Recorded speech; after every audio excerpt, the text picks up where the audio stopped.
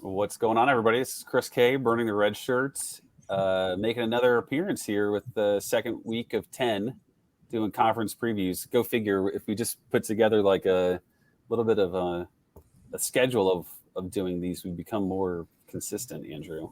So Andrew's here, of course. Our special guest this week is from campus to Canton, Chris Moxley, aka Mox, aka Hawaiian shirt guy. How's it going, man? It's going good. I'm really excited to join y'all. I am a loyal listener, so I'm happy to be behind the mic on one of my favorite shows. Did you pulling back the curtain? You said you just got home from work. Do you get to rock the Hawaiian shirts to the office? Oh yeah. Nice. I get to? Nobody says anything, so I'm just taking that as a yes. Dude, be the change you want to see. I'm wearing shorts at the office right now. No, that's even better. If I could wear shorts and a Hawaiian shirt, I wouldn't even mind going to work. Shorts is very much pushing the limit. We're talking khaki shorts or something, right? Like no. You're not rocking athletic shorts, are you? Like mesh, but not gym shorts. But I have pushed it to the limit where I'll wear a bathing suit that kind of doubles as like, all right, these are like real shorts, but they're like so high quality that you can't even tell it's a bathing suit, but it's still a bathing suit. Is this like kind of like a Lululemon situation where you're just like they're fancy shorts? It's probably adjacent to that. It's what's the name of the company? It's Quiet Surf, Quiet Reef, something like that. Quiet Storm. It's a short East Coast short town type vibe kind of deal. But yeah, really high quality, good brand. Very nice. Glad we could nail that down here before we got started. But to get into the meat of this, talking Sun Belt, we talked Big Ten last week. If you didn't listen to it yet, Brandon the champion, our resident Michigan State fan and expert, did an awesome job just shooting the shit with us, talking different teams, and did a great job of going deep into Michigan State, but not like so much so that it would maybe turn anybody off. So incredible job there. Mox is here for the Sun Belt for one big reason being that I have a trouble with the Sun Belt. Like some of these players feel made up. There's a lot of weird movements, and there's a lot of players I think that are just like the battles are maybe not decided yet. So could you make a cogent argument against the Sun Belt being the king of the G5 at this point, especially with the teams leaving the AAC this past year? I feel like they reign supreme amongst the G5 conferences. I think the top of the Sun Belt, like App State, Troy, South Alabama, Coastal, that's pretty good. Not trio, whatever. Quadrio. That's definitely not right. That's a pretty good roster. Like they can compete with some a good chunk of like, I don't know, lower end Power 5 programs, which is all you're really looking for from a high end G5 team. Yeah. Who is do you have a favorite Sun Belt team, Mox? I've always had a soft spot for Southern Miss. I also really like Troy because I think John Summerall is like a genius. So sure, I like those two a lot. And I also like James Madison because I made money on them last year. So I'm not good. I honestly I don't want to discriminate against any of the Sun Belt teams because I actually really like the conference. So, you know, they're all like, it's asking me which one's my favorite children. I agree. What were you going to say, Chris? I was just going to say, we're a little bit of a SMTT group here. Frank Gore and his head coach is Will Hall, right? Yeah. That guy is just like so in tune with his players and just literally finding the best way to win games. And he's run into a bunch of injury situations that have caused them to get super creative with Frank Gore specifically. So I think we've always latched on to how like kind of progressive and willing he is to kind of play to his best players. So we've always loved them. I lived a few years in Lafayette, so UL has been a team that I really have enjoyed over the years. But they're kind of fading, which we'll talk about here a little bit. But yeah. Yeah, I love the conference. I think that they still have some bottom feeders, but whereas within up to as recently as like the last year or two, I think that there were a lot more hopeless schools, and some of which are definitely starting to turn it around. So it wouldn't surprise me if by the end of the year we're looking at like a top 4 or 5 that P5 schools don't want to play, a good middle tier that is trending upward and scary for anyone, and then you're probably going to have a couple schools at the bottom that aren't going to win more than a couple games, but that's most conferences. I think you're forced when you're playing in a conference like this to take risks that you can't take at Power 5 programs in terms of like hiring coordinators or doing funky stuff with your offense. And so I think the Sun Belt specifically has really made a lot of those hires or like offensive scheme changes. And I think a lot of them have worked out or will work out really well.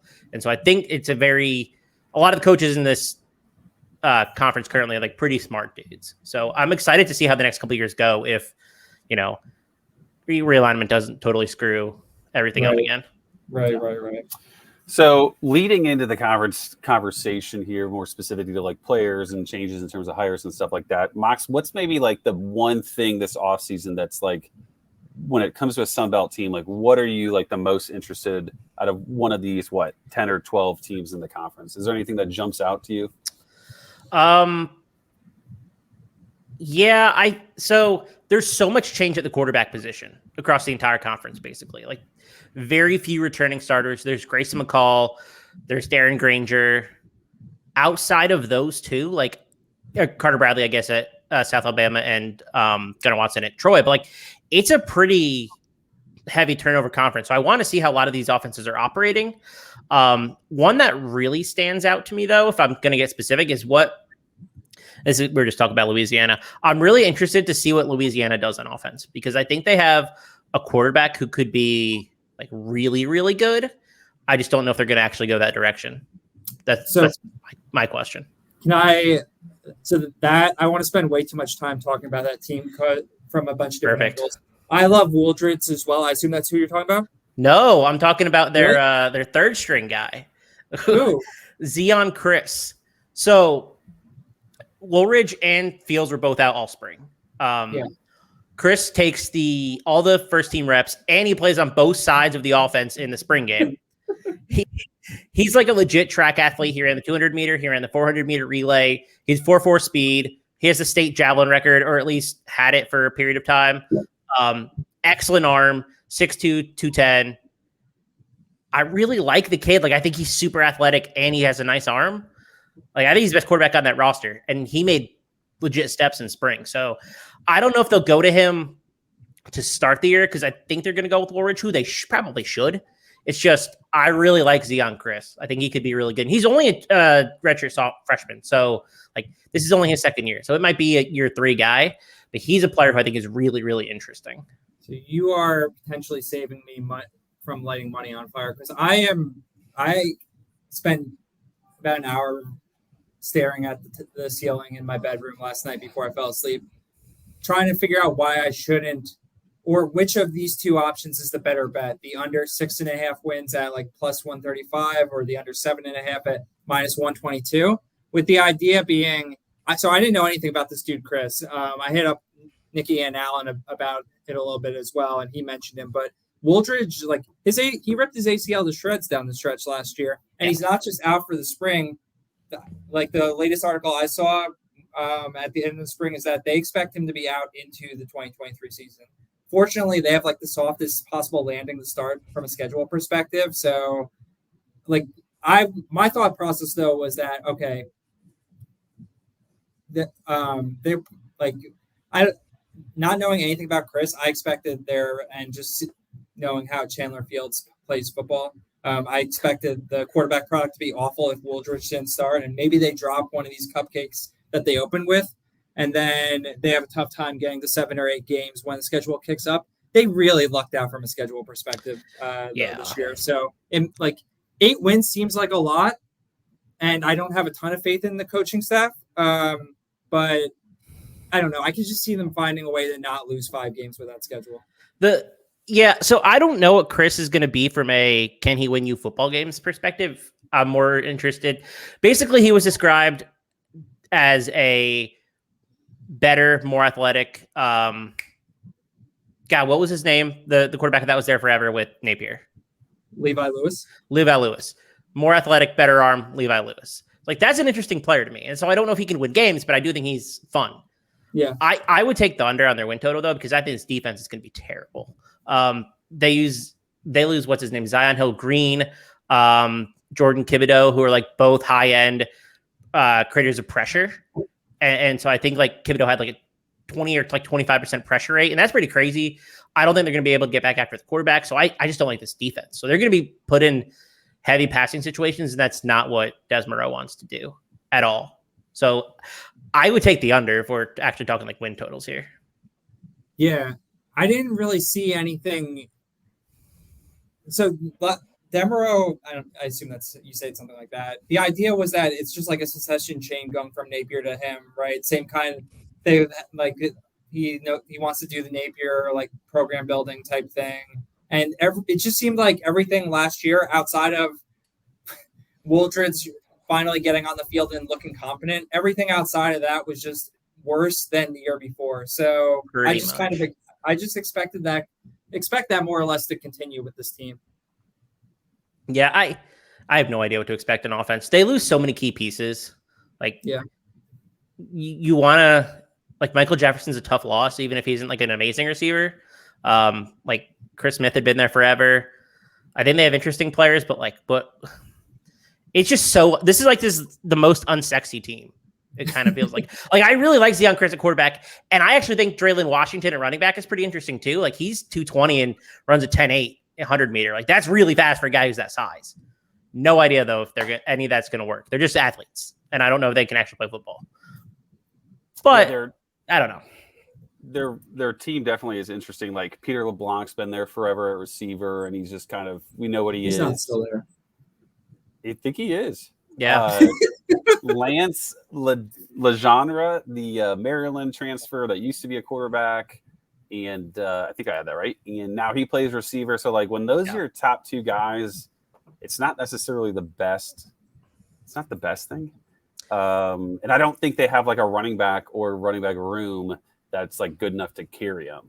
You know, like previous years, it was like random guy at receiver, Levi Lewis, just don't mess this up. And like, they just used maybe a great defense mixed with, opportune play calling and just pounding the rock to win games. And that just doesn't feel like that's anywhere possible this year. I don't think so. I guess like it depends how deep of a league you're in, right? Neil Johnson at tight end might be interesting, right? He was second on the team in routes run last year. I have no idea if he's any good though. He's been there for like 5 years, and I don't think he's had more than like 230 yards once, but he's a top leading returning receiver. I don't know I don't know what this offense is going to look like, and I don't think it's going to be good. Yeah. Really at all. I never really liked the Des Moreau promotion to begin with. I mean, he was an RB coach. I guess he was just with the program and had been for a long time. I guess he played there probably too, knowing his last name, but I'm just guessing. Yeah. He played at one of the Louisiana schools, I'm sure. Yes. Andrew, is there it sounded like Louisiana was atop your list of interesting offseason teams to watch here, but like any battles or players of interest that have piqued your interest this offseason besides them? So we're moving on. We're permission to move on from Louisiana.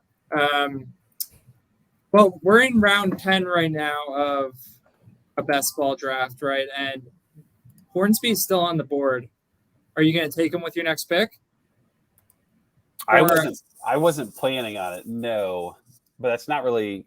We're also scared off of TJ Finley, right? I guess my monologue last week or a couple of weeks ago about him being able to, or the OC be able to just kind of project creativity through him and get a minimum level of competency and control relative to what Hornsby offers. Maybe that is scaring everyone off. But, I mean, that is one of the most – we're all excited to see what Texas State potentially is going to look like this year, right, with G.J. Kinney coming over and instilling some life, hopefully, into San Marcos, being at Incarnate Ward, and just throwing the rock all over the place, scoring tons of points. Let's do it up in the Sun Belt. That's the idea.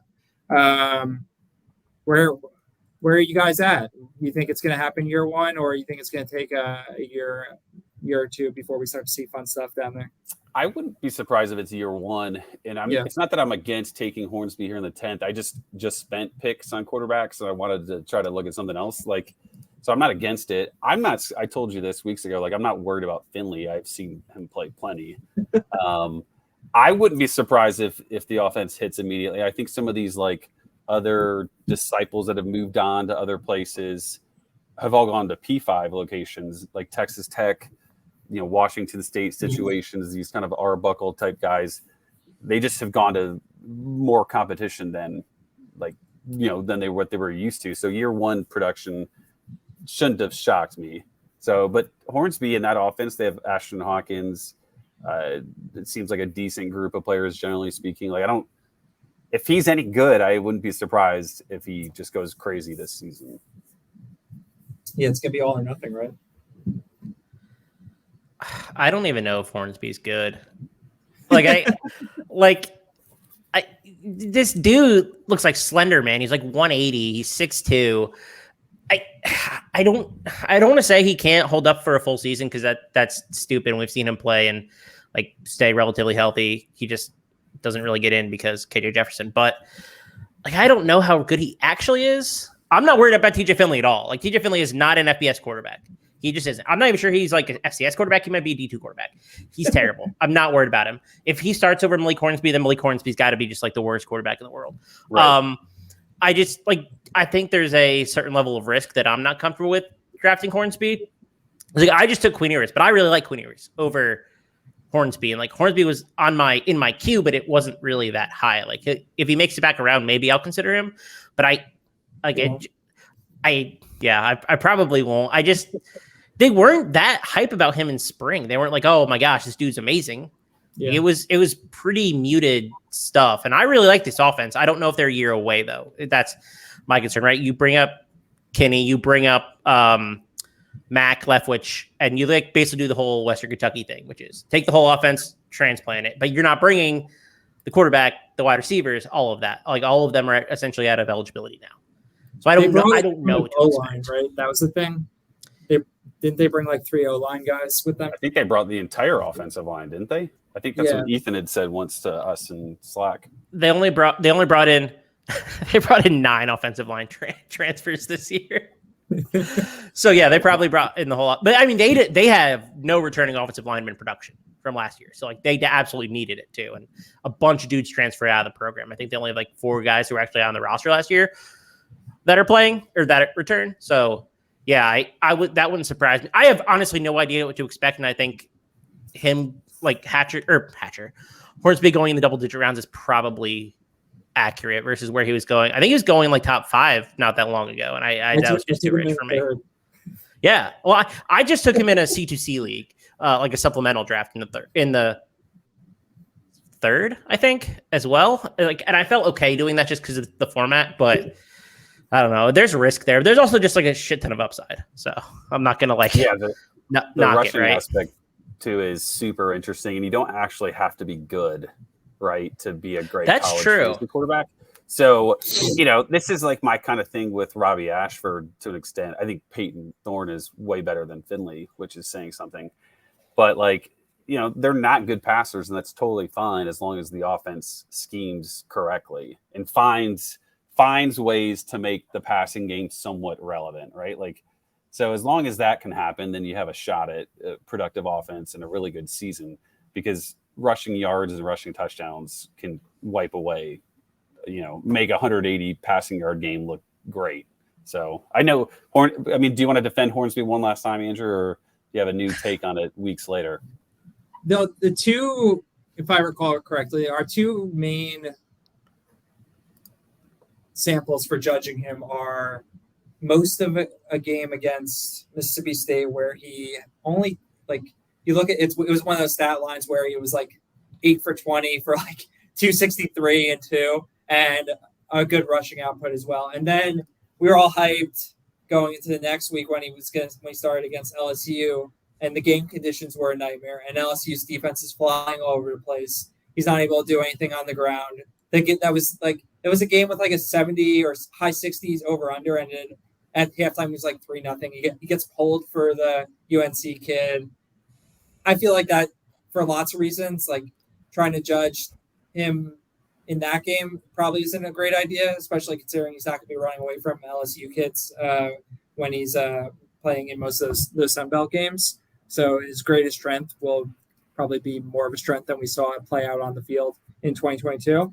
I mean, it's just the question of his arm, right? And I mean, I won't pretend to be like an expert when it comes to stuff like that, but I've seen a lot worse throwing quarterbacks find fantasy football success. And watching that dude run is it's awesome. Like it's not just like straight line speed. Like he looks like he could just fucking like make anyone miss and get by anyone. And yeah, the 180 pound thing's definitely like it's one hit away all the time, but it could be awesome. His upside this year is essentially what we saw out of Derek King not that long ago. And like I'm just thinking like the Kendall Briles thing in the back of my head a little bit, but that's what you're hoping for, right? A guy that could post like massive rushing numbers and then just get schemed up to the point where he's going to have quarterback production. Like you're not relying on him to actually complete difficult throws. Like everything should be wide open for him. And I think that's possible. Like I think this is a really good coaching staff. I just don't necessarily know I just don't know if it's going to happen year one. I actually like believe in this group. They're definitely an upgrade over Jake Spavital. I just don't necessarily know if they when it's going to happen. But maybe it's Hornsby. I have him in a couple places. I'll be happy for those teams. Same thing. So speaking of quarterbacks that are one hit away, Davis Brin and Georgia Southern, is that the best, or they have to be the best offense coming into the season, right? They are stacked at receiver.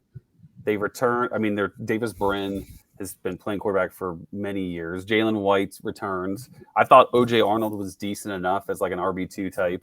This feels like the best, most rounded offense. Am I correct, do you think, in saying that, Max, or is there somebody else?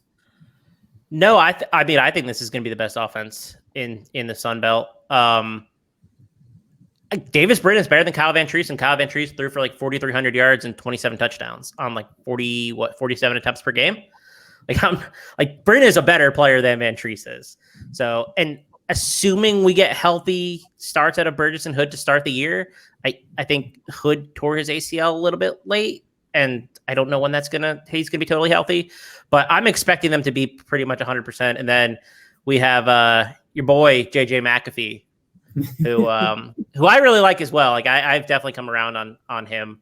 I think you have a good trio there of pass catchers, and Jalen White catches passes too. So it's not like he's not involved in that at all. You just now you're missing Jeremy Singleton. You're missing Amari Jones. Like that opens up space for someone to step in, and those weren't huge producers or contributors.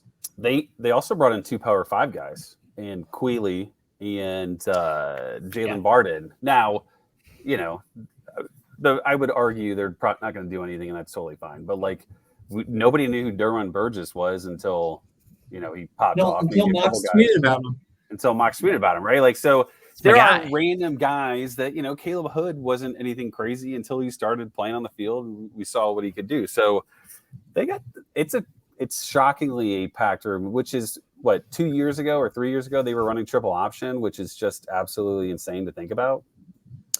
They went from I'm not even going to remember who the head coach was before, like a decade ago, and they shifted away from the triple option, and it didn't work. And people in Statesboro were pissed off, and so they went back to the triple option, didn't work, and then they go back to the air raid. But it's working. Like Clay Helton's there for what, another year, another 2 years, and then he's gone again. Like he'll get into their Power 5 job. It's obviously working. Like I liked his hire that he made last year. Like bring in the WKU dudes and like spread that around. Why not? Ellis is gone after this year, right? For sure. Yeah, I was surprised he didn't move on after this one, but I would have rather hired him than Eric Morris at North Texas. That's maybe a different discussion, but like I think he's a better dude running the same system, essentially the same system. Yeah. So I think, I'm sorry, I didn't let you talk about Bryn Sanity. My bad. Yeah.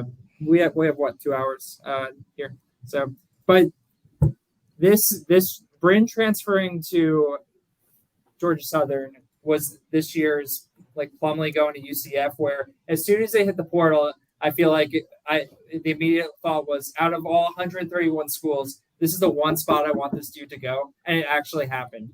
You couldn't dream of a better fit player to team to player. Like it, if he just stays healthy, it's gonna be amazing. Yeah, and hence the one hit away, because I mean he showed last year that he had some potential on a high volume attack. He was leading. I feel like he was leading the nation in passing yards per game until his shoulder got ripped up. I think he was a top 10 quarterback for like the first 5 weeks or first 5 games, something like that. And then obviously things happened, and then he was never the same. When I made the bold comment potentially of like Georgia Southern being the best offense, immediately there was doubt in the back of my head, because Coastal Carolina brings back a ton of players, as well as maybe one of your favorites. It just is a different offensive coordinator, offensive potential situation with Chadwell gone. Mox, you did seem to not like that comment just by the shaking of the head. What are your Coastal Carolina thoughts? I just don't like Tim Beck, who's their head coach now. Like I didn't like him at North Carolina State. I didn't think he was a good offensive coordinator, but I also, in the back of my mind, am wondering how much of that was like Dave Doran just neutering everything. And that may just be the case because that's who Dave Doran is. I do really like the Travis Trickett hire though. And so like, I'm a little bit torn because I think he did a really good job at USF.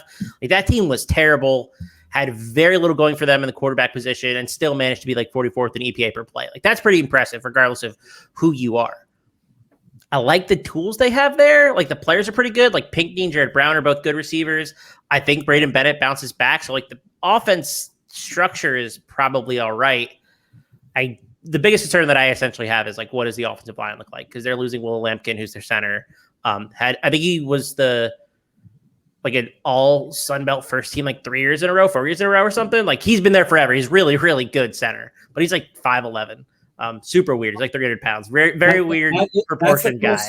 That's the way the Coastal line works, right? Like in the COVID year, every time Coastal was on TV, they would talk about how the linemen are like 50 pounds undersized or whatever. Yeah, it's super weird. But they lose him, and they lose Antoine Loper, who were their two best linemen last year. And so I wonder, this defense is going to be horrendous again.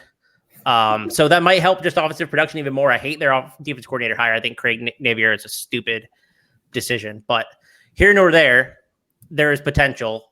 I just don't like the head coach. Do you think so returning production on O-line, whatever the numbers say, but switching systems and having recruited, like, it was Chadwell just recruiting more of like these undersized O-linemen for his system, and does that now present even a bigger problem with the switching systems and personnel on the O-line not fitting the new system? You would think so, right? Like, so Lampkin's good enough to start at UNC, which is where he transferred to. So like he's kind of like a special case because I think he's one of the better centers at the group of five level. But like the rest of the team isn't that good. They just work really well together as a unit in that offense. Now you're bringing Travis Trickett, who runs like you said, totally different system. Like Willie Korn leaves. Willie Korn is essentially Jamie Chadwell's like protege. Where'd he go? I think he joined Chadwell at Liberty. True. So like this could be a rough year one because like you said, the personnel isn't there. How much it's so weird because like, all the skill talent is back. Everybody's back.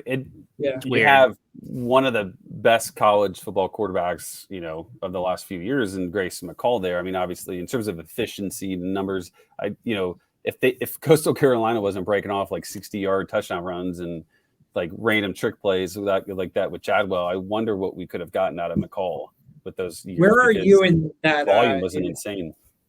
Where are you in the argument of, is McCall a product of the system, or is McCall's efficiency because he's an amazing quarterback? 70% system, 30% quarterback. Okay. Like, is that a fair answer? I think I'm the opposite, but I just don't know that his efficiency is insane, right? Like his 2021 season was like the most efficient season of all time. I think when you look at like depending what efficiency metric you look at, it's like obviously he's good enough to do that. It's just that option offense is so funky that I don't know. It's like I still have the same question about Sam Hartman, what he's going to do for Notre Dame this year, though. Yeah. Like I still think he's probably somewhat of a product of the slow mesh, but I think he's a better like system agnostic fit than I think McCall would be elsewhere. We're going to find out with both guys, though, so that's fun. Yeah, I really, really wonder what. I think you make a great point, Mox. Like the pieces are there, but what actually is this offense? McCall's been around a long time. Is it possible that a head coach is smart and says, "Hey, like let's play to your strength. Let's play to like what you've been doing," type of thing? And so does that mean we don't quite see a big drop off in typical offensive plays and calling? So that'll be a fun one to see because they have a ton of dudes. And Braden Bennett, have you drafted Braden Bennett at all, Andrew? I've been looking for an excuse to, and I'll get there soon, I think, but it hasn't happened quite yet. Yeah, I'm pretty sure he was voted like third team all conference in like Athlon or something. I don't know if that's like a voting or if it's just like some truther like me just putting his name there.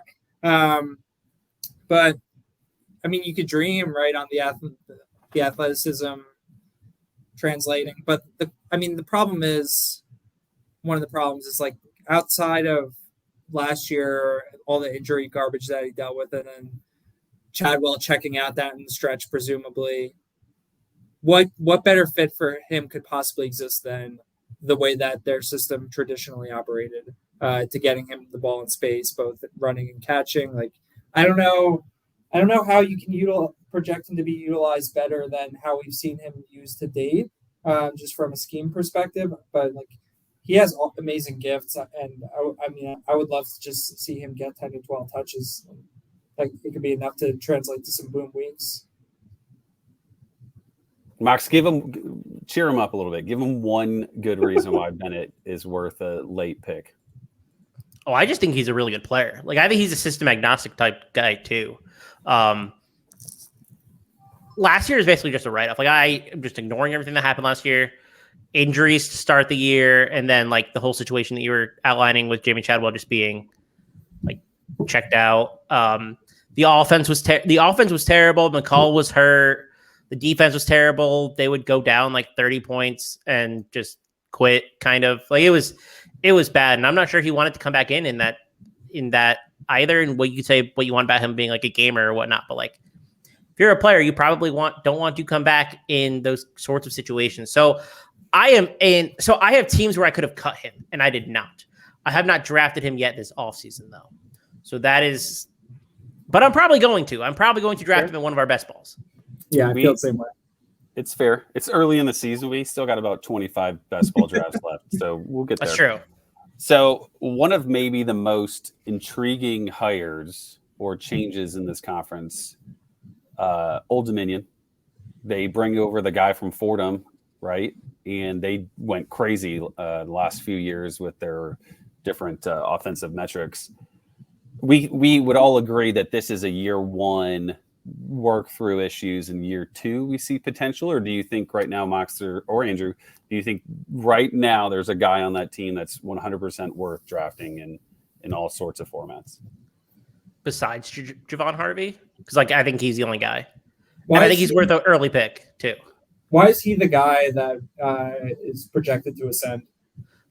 He operates in the Jalen Hyatt role, and this offense is essentially what Baylor / Josh Heupels is. And so I think he gets schemed up that way. That is the assumption that I have been making. Any second in returning production, like all that, like he was heavily utilized. Too. Yeah. I think he might have been MVP of the spring or something like that. I don't know. But there's nobody really else that I'm all that concerned about either. Like who's going to actually step into the wide receiver 2 role is going to be Jordan Bly, who used to be a DB. I don't know. I really like Harvey, and I just like the system because I think the system is essentially Tennessee's, Baylor's, Bryles, whoever you want to give current credit to. But I like even if the quarterback play is bad, like Hayden Wolf played terrible last year. What? Holly Jennings was fine for the most part. Like what? It's even more narrow target share. I mean, 41% of it is gone between Watson, Jennings, and Kuntz. Like, there's a lot of opportunity there. So I'm drafting Javon Harvey, and I'm drafting him within probably the top 15 rounds. And I've done so. QB, I feel like I heard Nate and maybe it was you talking about their QB room before Wolf transferred out. And my recollection is that the only other quarterback on the roster is some backup from Fordham that they brought over. They haven't brought anyone else in since Wolf dipped out, right? Not that I know, but they have Jack Shields there, who's like been with the program. But like I don't think he's any good. He's any good either. Like I would put if it was me, I would put my money on Grant Wilson starting because he has the familiarity with the system. But like the Fordham guy, yeah. Okay. But I mean, they also like the quarterback that was there was like Tim DeMora, and like he was like what, a 3-time all FBS quarterback. So like he was a really good quarterback. Like, does that say more about him or Grant Wilson? I don't know. I'm also not like the Old Dominion expert, so I could be totally reading this situation wrong, and Justice is gonna come at me. He's in the DMs. Mox has immediately realized, wait, if I say something wrong, Justice is gonna take me up in DMs and Slack. So here's a little bit of a trivia question: Jordan Bly, related to Dre Bly or not? Do you guys know who Dre Bly is? I think he is. I think it's his son, right? You know who Dre Bly's nephew is, right? He was just picked in the draft by the Colts in the 3rd round, and he was a wide receiver who went to UNC. Josh Downs. Yeah.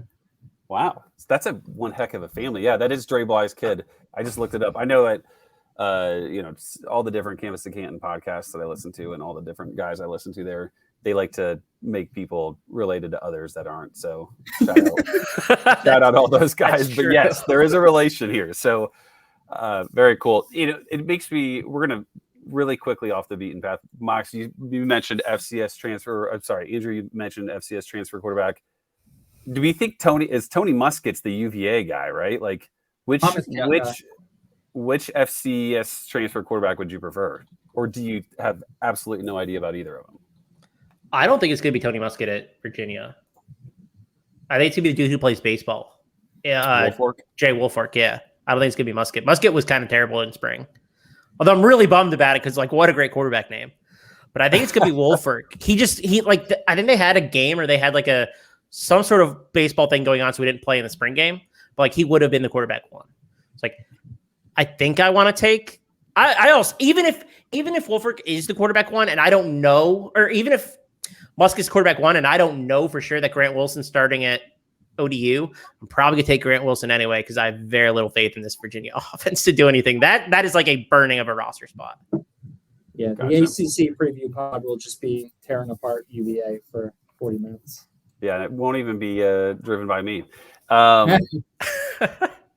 So, I mean, who's burning in your head, Andrew? Who do you want to bring up next?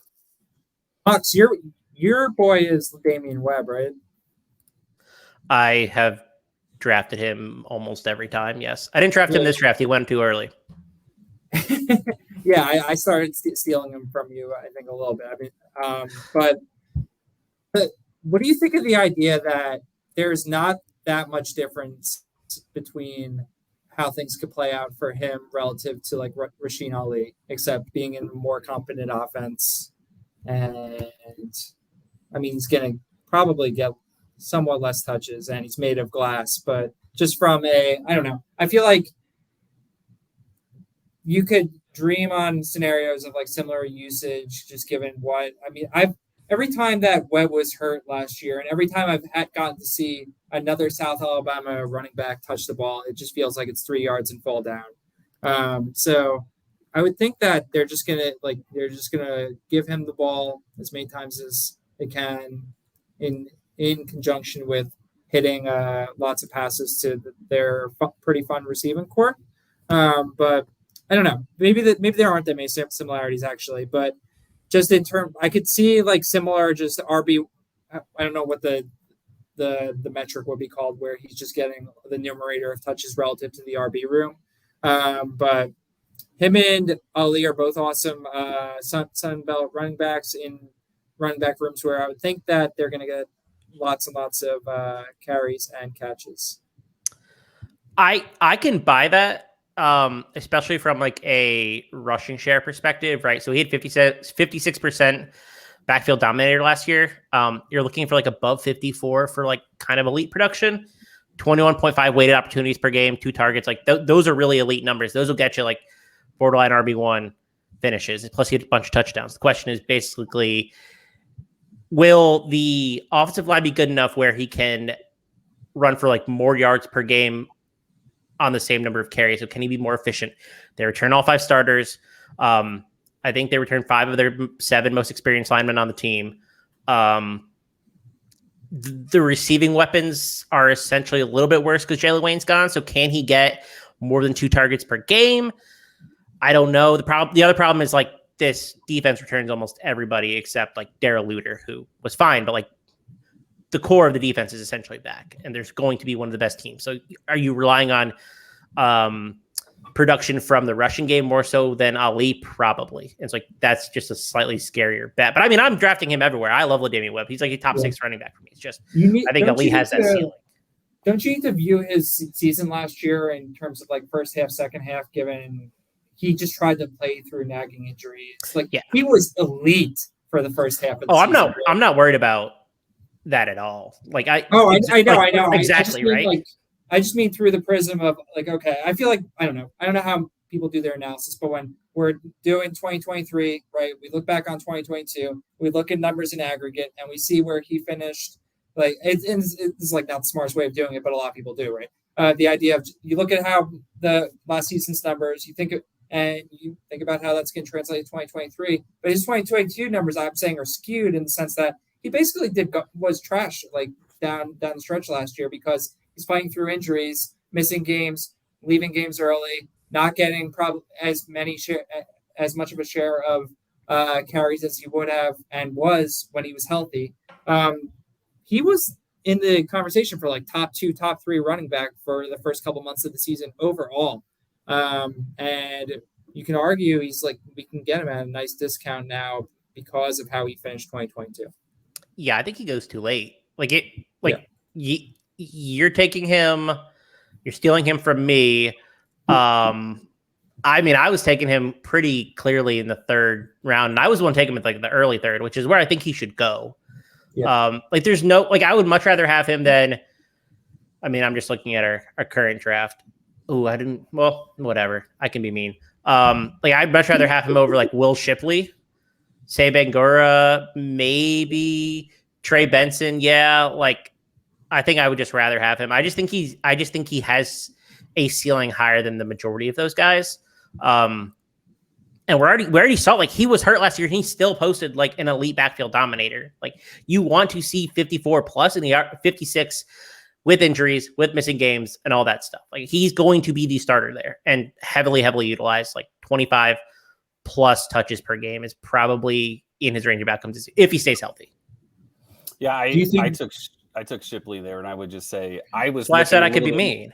Yeah. I was looking a little bit more for like just a good floor. I think the Clemson offense is going to be way more improved, and I think he's a victim of just being a very solid, very good running back that has been around forever.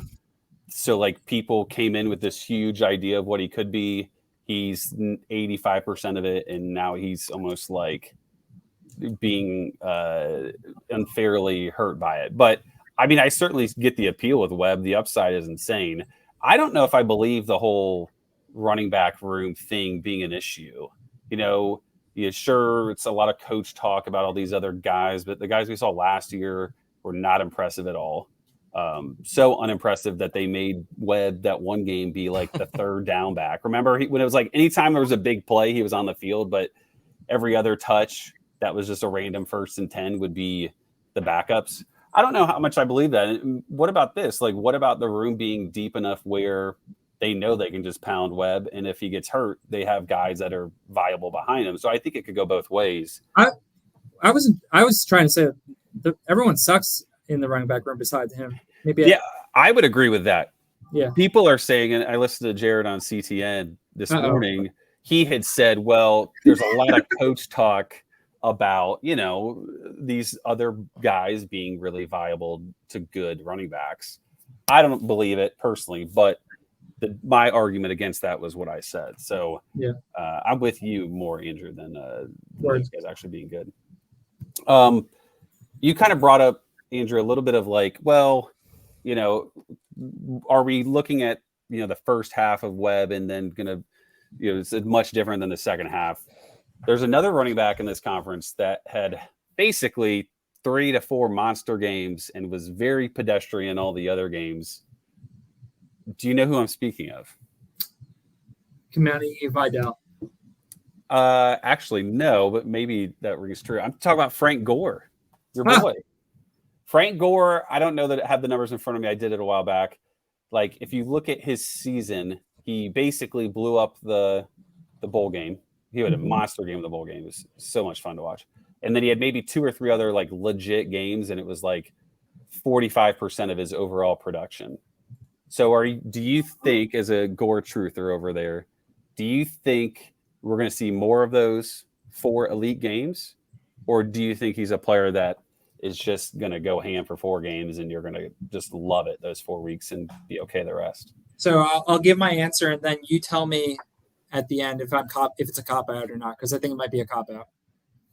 My answer is that I think that his production will be dictated by how much progress we're actually able to see within the quarterback room and offense at large. That one dude left. Trey Lowe left to go lose the job at Liberty, right? Ty Keys went to JUCO.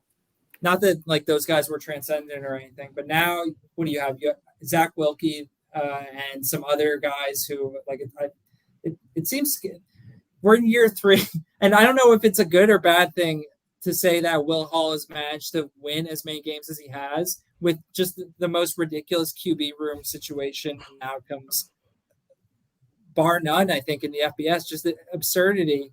And like we all love the Superback, and it took a quarter and a half for it to play out last year, where Frank Gore was back playing quarterback in the Liberty game week 1. So, I mean, I don't know. I haven't read up too much on Southern Miss and just progression throughout the spring. You would think by year 3 they should have something in the way of like actual quarterback developed, but I don't know how hopeful I am there. But I would think that will dictate kind of what we see in terms of if we see like a smooth, just low end RB1 outcome for Frank Gore throughout the progression season, or if we see the spiky nature of last year, right, which I think would correlate more directly to the QB room being a mess. Is that a cop-out or not? Yeah, it's a cop-out. Okay, that's what I thought. We're here to predict what we're here to predict, like, yeah. I think there's some similarities with who we just talked about as well, right? Like with South Alabama, it's like, okay, well, I felt like Southern Miss was always like, well, we're just are going to give the best player on the field. I mentioned that earlier with Will Hall, is like he finds his best players and he's able to use them, and he uses them a lot. He's like our dream, right? And he did that with Gore playing quarterback. The guy had like 3 or 4 passing touchdowns in like multiple years, I think.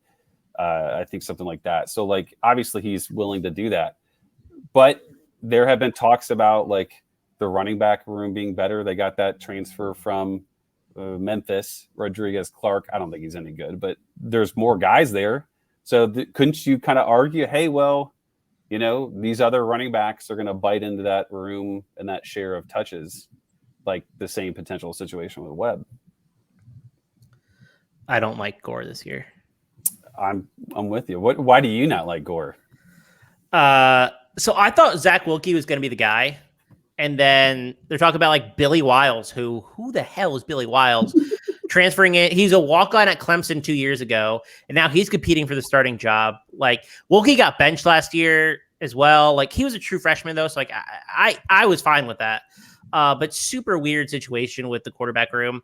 And then I hate this defense. Like so they lost their defense coordinator to Florida, which good luck with the Southern Miss defense coordinator at Florida, Billy Napier. And they lost 6 defensive starters, including like all conference players in Blake Shorts and Santrell Latham. So I'm like, okay, well, the offense is going to be probably just as bad because they also lose Jason Brownlee.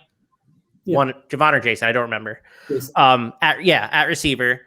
And then they don't really bring anybody else in. Ty Mims is a year older. Like Karius Caston's probably the one on the outside. He's also working on the inside. They don't really have an outside guy. Like, I just have no idea. I don't want this offense to take a step back because I really like Will Hall, but I it scares me because I think this defense is going to be pretty bad. And so does Gore operate more in the passing game? Like that's I think the path to success for him. Or does he get 30 touches and it doesn't actually matter? Also could happen. What's your takeaway from him coming back? If like, I feel like they're going to have one of those just fun and to get buy-in Heisman campaigns for him, right? Like it kicked off right after the bowl game, more or less. But I think it is.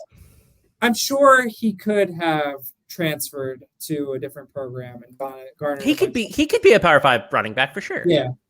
So I don't know. I would love to peek behind the curtain and know and get a feel for like what are the promises? Are the promises we're gonna help you put up obscene stats, or we're just gonna like use you in a way maybe more in the passing game, but like to not put too much tread on the tires because you obviously have NFL aspirations.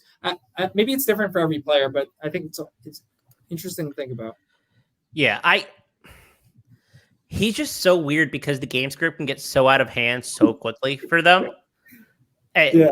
There were 7 games out of the regular season last year where he had under 20 rush attempts. Like that scares me a little bit. And like he wasn't super involved in the passing game. I don't think in any of those he had more than 2 catches. So like those weeks is he unusable. But then if we're talking best ball, you're gonna get the 199, 200 yards, and 3 games from him still. It's just are you comfortable with that being your RB1? Because it's probably going to be a very similar situation this year, like Chris outlined, right? Like there were only a handful of games he was really good, but he won you those weeks when he did. Right. And like very few players also have that upside. He'll be involved in the pass. I don't know. He'll have to be because they only got like 2 receivers. He'll be the one throwing the ball. That's true. That's true. He 7 for 14, 197 or 179 and 3 last year. It's pretty good. All right. So who is the better quarterback? Frank Gore, Malik Hornsby, or Robbie Ashford? Pure passer. Oh, pure passer. I think it's got to be Hornsby because I think he's the best arm of the 3. But the fact that we're having this conversation probably tells you all you need to know. Hornsby and Gore both kind of do. I don't even know how to describe. It's that type of throwing motion. You like kind of cock it. It's too elbowy. It's like this part of the arm doesn't even get used. It's just. But it's like the tomahawk chop of the Braves game. Yeah. You can draw parallels between Gore and Hornsby's throwing motion. So that's exactly what you want to hear of a starting quarterback for your program. All right, so we got about, let's see, maybe 10 or 20 minutes to stay to our typical guideline of our shows here. Who's like the biggest team we haven't talked about, Mox, that like you're really interested in, or there's a specific player or a hot topic from the offseason? I have 2. One, let me go with the public service announcement because I'm tired of hearing this from people. So I hear all the time, this is going back to South Alabama. I hear for some reason now there's voices saying this, that Cullen Lacey is like a great arbitrage play on Devin Vaughn. Like what are y'all looking at? This dude had 7.1 yards per catch. It only operates in the slot. He got incredibly lucky last year and his yards per reception went up 5 over the previous 3 years in the system. This dude is a slot receiver who operates within like 5 yards of the line of scrimmage. That's his role. He does not have the upside of an outside wide receiver like Boston does, who's stepping to the Jalen Wayne role. He got the number 5, which is like an incredibly important number to have in the program because it's like significant to one of the guys who lost his life, football player, and like so they give it to someone who like they think exemplifies on-field and off-field excellence. Like I don't want to hear about Cullen Lacey being a good arbitrage play anymore. This dude is going to run like 5-yard button hooks the whole game. I'm tired of it. I hear it a lot now. I don't like it. Hey, let's wrap things up and talk about someone new, and you just go back to a team that we already talked about. Who's the who's the second? Help it. I know it was passionate. I couldn't help it. Who was the other player or team that you were thinking about? Because you said you had 2, right? Yeah, I think Georgia State's probably one that we can talk about because I like 2 players on the team a lot. I think Darren Granger is probably the most underrated quarterback in college fantasy currently. And I'm guilty of this. Like I'm the lowest of him on Campus Canton, and I need to adjust my ranking. But like, like 26.3 fantasy points per game last year. He attempted 70 more passes than he did in 2021. The defense is substantially worse. They hire a defense coordinator the guy from Coastal, who the Coastal defenses were terrible. You could do better than that, Sean Elliott. They lose 2 all Sun Belt corners in Quavian White and Tavis Lane. So the passing defense is going to be horrendous again. There's so much upside for Granger. They also lose Jemias Williams and Tucker Gregg, so he can take more of the rushing share. I'm not a huge fan of Carroll or Adams. I just really like Granger's upside this year, and I love his wide receiver one, Robert Lewis, other Lewis. I drafted him, I think, in every one of our best balls, and I don't see him going in any other drafts. I just think he can step right into the Jamari Thrash role and thrive, and he's essentially no competition for targets. And he was really good, really good through the first 4 weeks, too. He had 70 yards per game. And then you compare last year's non-conference schedule to this year's non-conference schedule.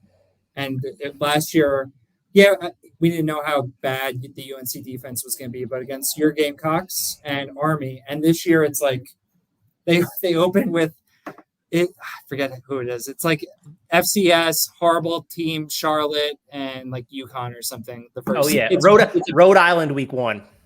Yeah, beautiful ramp up for him. Even though they drew, as opposed to Louisiana, I feel like they drew a really bad draw for the conference schedule, but still, I'm with you. I've been taking Granger in a bunch of our best balls just because it doesn't make any sense. Like when I want a QB between like round 16 and 20, he's always there, and let's do it. He's going at quarterback 52 in the ADP of the leagues that Jared currently runs.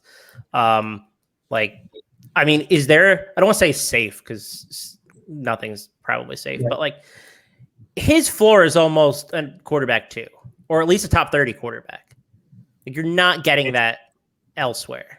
I think that the QB is super deep, so I think relatively we think that's the case, but it might drop a little bit. But I'd say top 40 for sure.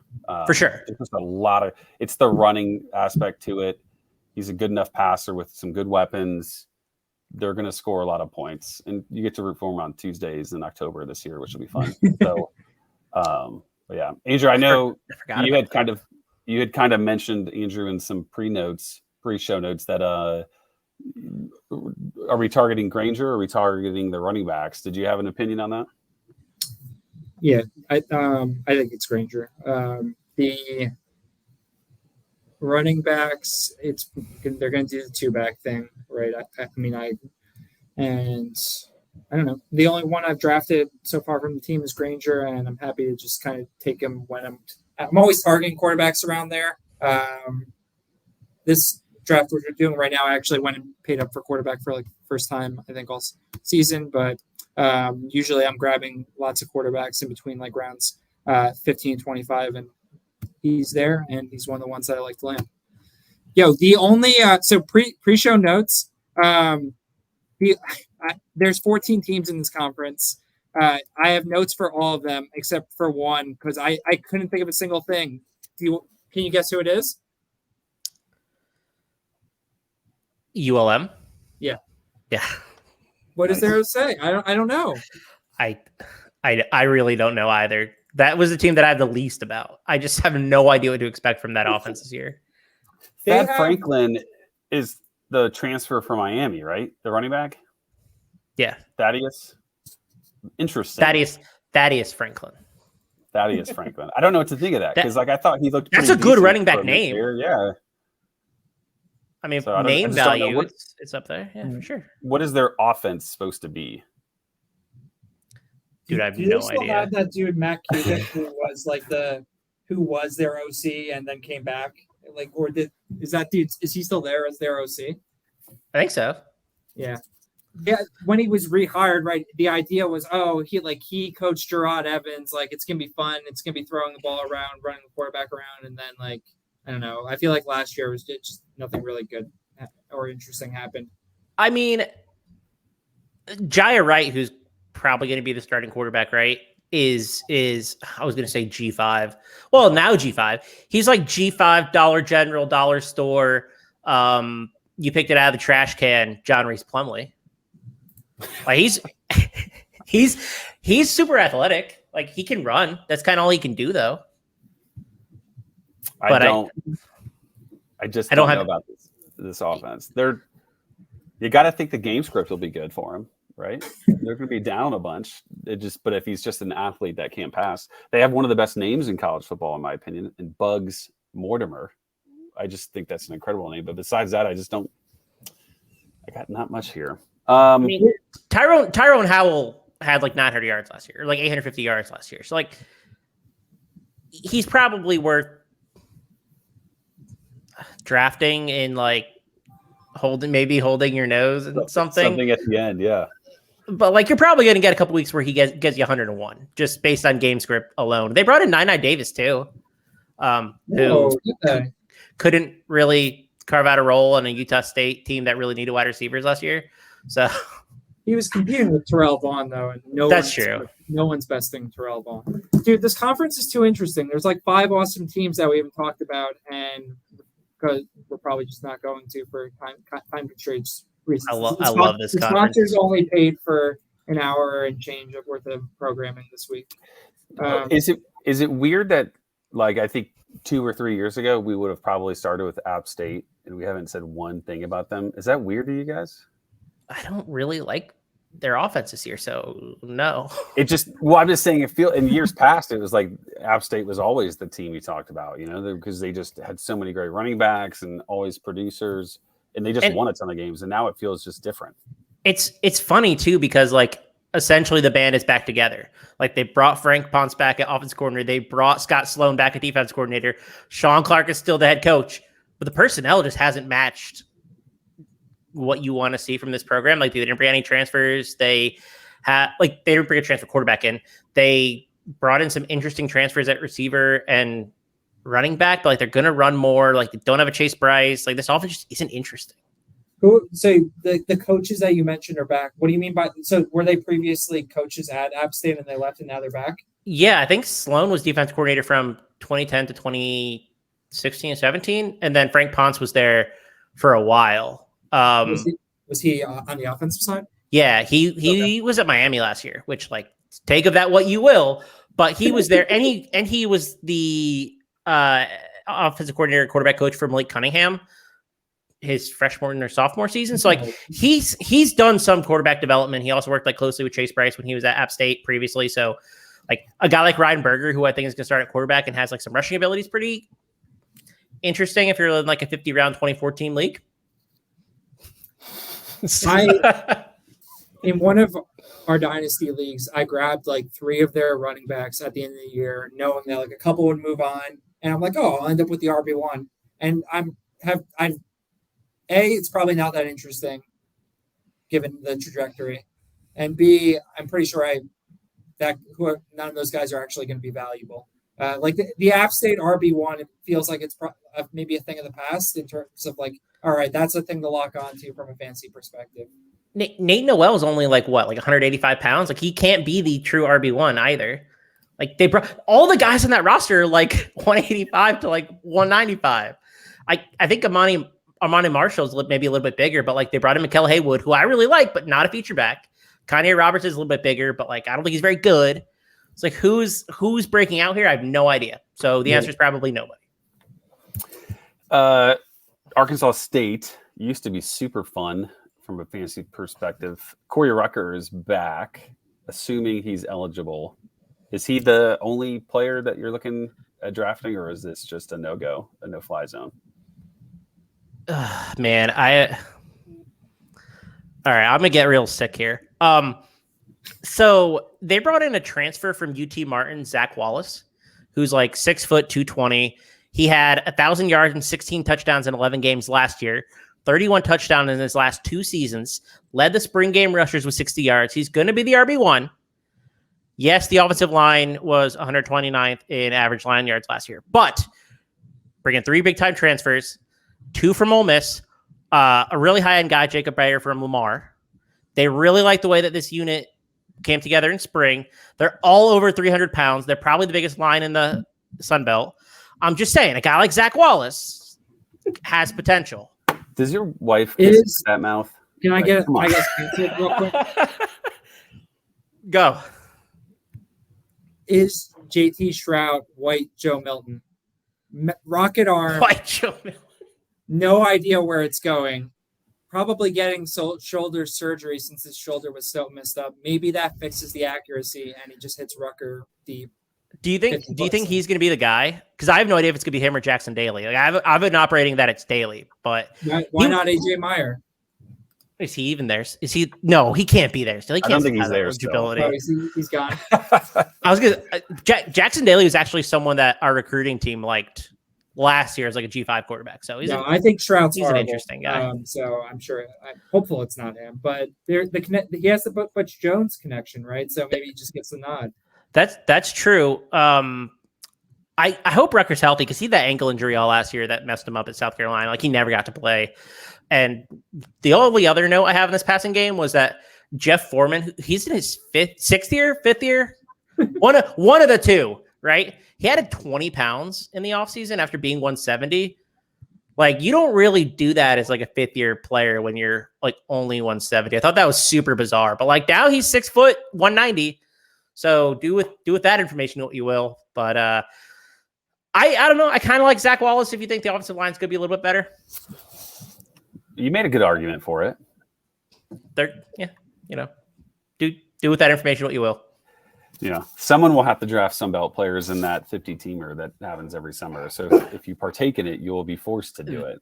True. One group of people will be forced to do it. One team I really, truly feel like I have no grasp on is James Madison, which feels like it's going to come back to haunt me this season because it feels like how many of those guys last year were super pivotal to playoff teams and were just best ball winners. It's like a 4-man race for quarterback, right? It's a 2-man race. I think they've narrowed it down. Jordan McLeod and redshirt freshman Alonzo Barnett. Okay. Who I really like, Alonzo Barnett, just probably not this year. See, he is kind of like Zion Chris too, like a super athletic, great rusher. In high school, he played in pretty bad competition and they didn't throw a whole lot, but like 16.1 yards per attempt and a 36-5 touchdown interception ratio. Very, very good athlete. Like he's pretty interesting. I think he can get on the field this year too. Like he's a player that I'm drafting in Dynasty, but I don't know if I want to take Jordan McLeod. Like I saw Jordan McLeod play at Arizona. Like that was not an attractive quarterback. That's my concern is it's like if it's a competition with the same Jordan McLeod that I'm thinking of, then I don't know how great these other options are. Maybe they're just a year early. The first play of the spring game, he hit Reggie Brown for like a 70-yard bomb. That makes you feel any better. He'll be the RB1, right? Or wide receiver 1. Like there's really no competition in that room. They have another Monmouth guy, Terrence Green Jr., Monmouth transfer. He's still there? I think so. All right. He's still in Fantrax, the arbiter of eligibility. Oh, yes. Of course. I mean, you're probably right, though. Like, this offense is probably going to do something because they return all 5 starters in the offensive line. So, like, there's consistency there. There's not a lot of change at the coordinator position. Like, Signetti's still the head coach. So, like, I think Kalen Black could be interesting at running back. I think he's probably the best running back on the team. I think he could be second in the team in receptions this year. Like, he had 2.6 yards per route run. He was just rehabbing an ACL last spring that he tore in 2021. So you didn't get to see him do anything. And plus, like, Percy Ajayi BCA was there. So you weren't going to see him have a big role anyway. But I kind of like Kalen Black. Like, I've drafted him once or twice this offseason. So like, I think someone could do something, especially with a healthy offensive line. Okay. I don't know. I think we wrap this thing up with our new thought that we had. We missed on the Big Ten, but we wanted to ask you, Mox, and then Andrew, I'll go to you. What's the number one thing you're most confident in for the Sun Belt? I'm going to stick with Darren Granger, and I'm going to say he outperforms his ADP substantially. I like it. What is his ADP? Did you say it earlier? He's going at quarterback 52 in Jared's Campus Can ADP. And I think he's going higher in our best. You think he could be in the 20s, right? You think? Yeah. So that's a pretty big jump. I like that one. It's big, and I think it makes a lot of sense. Andrew, what about you? Davis Brin averages 358 passing yards a game. I mean, just hopefully just doesn't get hit. Hopefully their offensive line is good. I will cop out and take a super easy one. Rasheen Ali is going to be the number one player in the conference, CFF purposes. That's like the only thing I feel confident in. That tells you how much I have no confidence in anything else. So I'll go with that. No doubt. Well, Mox, we appreciate you hopping on. Do you want to give kind of an idea of where people can find you, where you do your work? Because you do a lot of different. We need to move this up to the beginning of the show. Jared did this too and felt awful when he did it to me. At the time, I didn't realize. I was like, dude, I don't care. Like, it doesn't matter. But now that I'll take the blame with you. Now that we do this to everyone, I think we do need to move it up earlier. I did say campus to Canton just to start for Mox. So Okay. that nailed You a lot. did. But I will take that feedback and go to management and see what they think.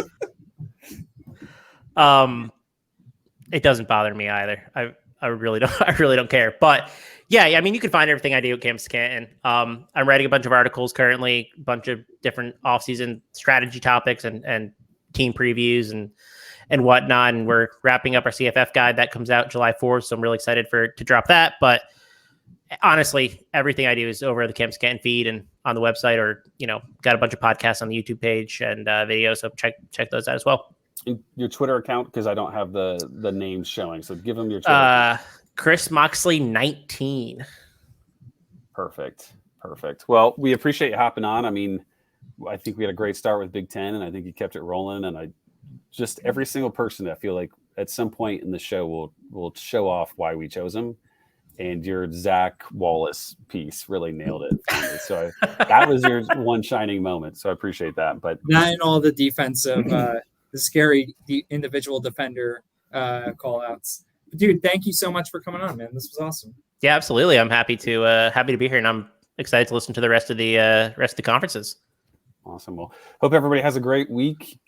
Keep looking forward to doing more of these with you guys, and we'll chat soon.